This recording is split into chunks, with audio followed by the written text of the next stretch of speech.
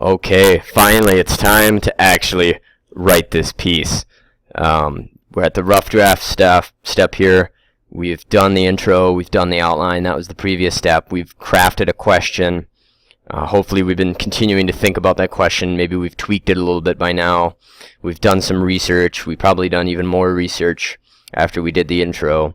We thought about what subject we're going to write the essay in. We selected a subject, and we started a brainstorm, right? So kind of working backwards, those are all the steps that were already done.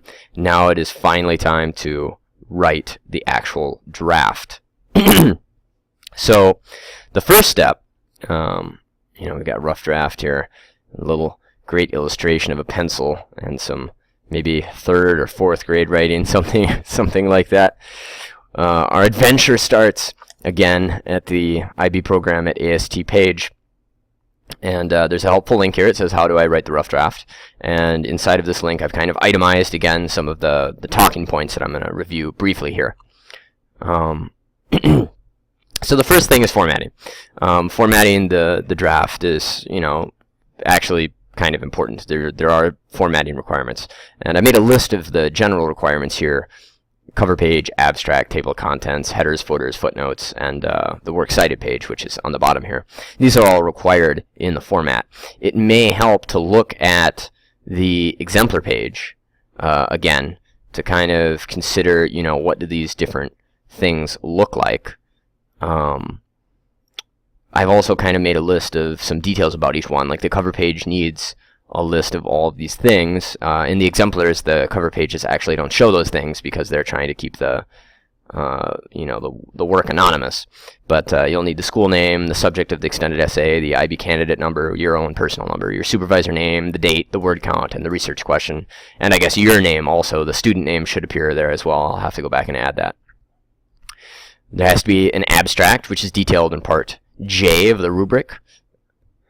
And there needs to be a table of contents. And again, it's like when you're looking at the examples, that's where really this comes in. I just clicked on number 5, the history example here. So again, this is their cover page with the question and the topic here. And then the other information, all that information, like student name, supervisor name, school name, student IB candidate number, submission date, word count, all those information pieces usually go in the lower left-hand corner. And then the abstract, as you can see, it's got to be less than 300 words. There's more details about it in the rubric. This is kind of what a table of contents looks like. And some of the table of contents look a little bit different. Some of the pieces are divided into a few more sections than others, but this is enough to give students kind of a rough idea. You can see they've got page numbers in the bottom right-hand corner. So anyway, there's some pretty thorough formatting requirements. Also, students might notice that it's really helpful to not only have the page numbers, but also the candidate name and IB number, that means their own personal number, on each page. This is just in case the essay somehow gets physically separated. It might be really wise to put a student number, IB candidate number, and the name in the lower right-hand corner. In addition to that, if students are using footnotes, meaning they're doing their citations Chicago style, as in this example, they do.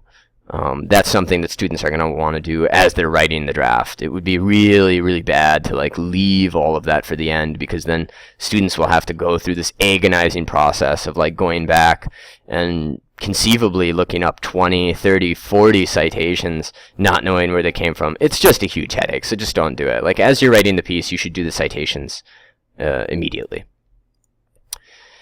So beyond that, the rubric, it's very helpful to actually probably paste the rubric at the bottom or the start of the essay when students work on it. And the reason that should be done is so that students are always asking themselves, am I targeting the skills assessed in the rubric? And of course, every subject has a different rubric. So students should go and access the rubric, cut it, paste it, and constantly be thinking about it.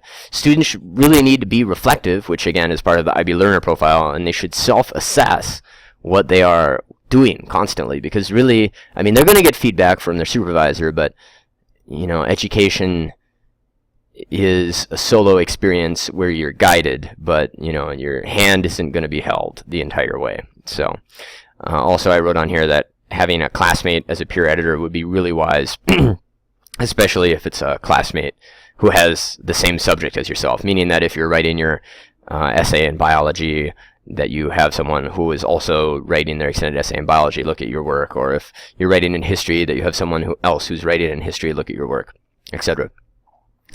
And then there's the body. And there's a bunch of different things to consider when you're writing the body. And remember that this essay doesn't have to be exactly formatted a certain way. I talked about in the previous step, the outline, that definitely it should not be 5 paragraphs, because that's ridiculous for a 4,000 word essay. But you're going to have many paragraphs, most likely. So all of these questions are important things to think about. For example, where is your thesis? Presumably somewhere early on. And what distinct parts does it have? Students work a lot on writing in English and history and Spanish class, and this word thesis should be something that, the deeper they go into year 12, they're intimately familiar with. So you really want to think about, throwing the thesis early on in the body and being very clear with punctuation and subjects about where this information is going to be. Beyond that,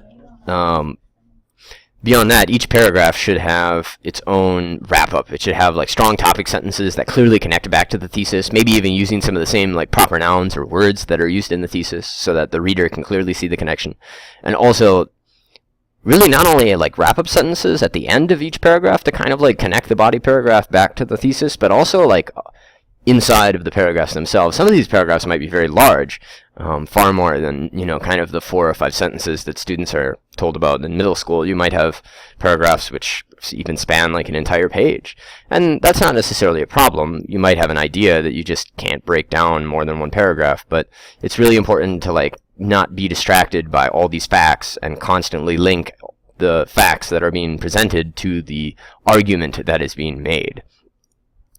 Of course, analysis is important to think of. Students should not be just detailing or making a narrative. They need to analyze. Students should think about how they analyze. In the historical investigation, for example, analysis is a separate section, but if students are doing analysis in a history extended essay, they definitely should not analyze in a separate section. In addition, students will want to think about, if they're going to use an appendix. Appendices are really good for work that maybe is translated from another language, or if an interview was done and the questions and answers want to be shared with the reader, graphs, tables, other statistical information, particularly for the science extended essays. Readers or authors need to, students being the authors, need to ask themselves, is that material that they want to present right there in the body, or is it material that they want to reference to in the body and then have later on at the end in the appendix? How will the body be divided into sections? And again, going over here to our exemplar again, history exemplar number 5. They divided it kind of like this. This is one about the Holocaust in Denmark. So, of course, there's this might actually be one of the harder things that students need to think about, is exactly how will it be divided into different sections. And then how are students adding their own insight instead of just parodying the work of others? Meaning if you're writing in history and you're using the opinions of many different historians, how are you adding your own seasoning or unique recipe to what they have already discovered or found out? Same thing goes for analyzing data sets in any of the sciences. If you're going to use the data collection of other people, be careful that you're not just repeating what they're saying and being descriptive, as opposed to actually analyzing the data that was collected.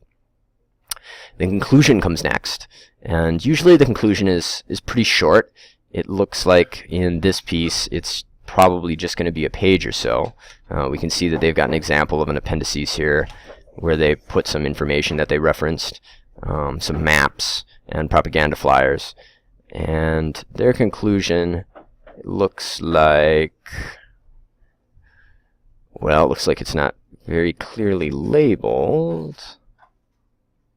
Or, yeah, so definitely, well, there it is. So maybe have larger section headers would be something I would recommend to this person. But, it looks like it's about a page, and usually that's kind of appropriate. Usually the conclusion and intro are about 300 words or so. They can be longer, though. So have you answered the question, is the answer matching the evidence? And, when the research was done, did you discover anything that needed more answering? This is actually really important because students might realize when they're writing their piece that 4,000 words, of course, was not enough to talk about everything that they want to talk about. This is a good place to kind of address those other things that students would have liked more space or time to maybe research.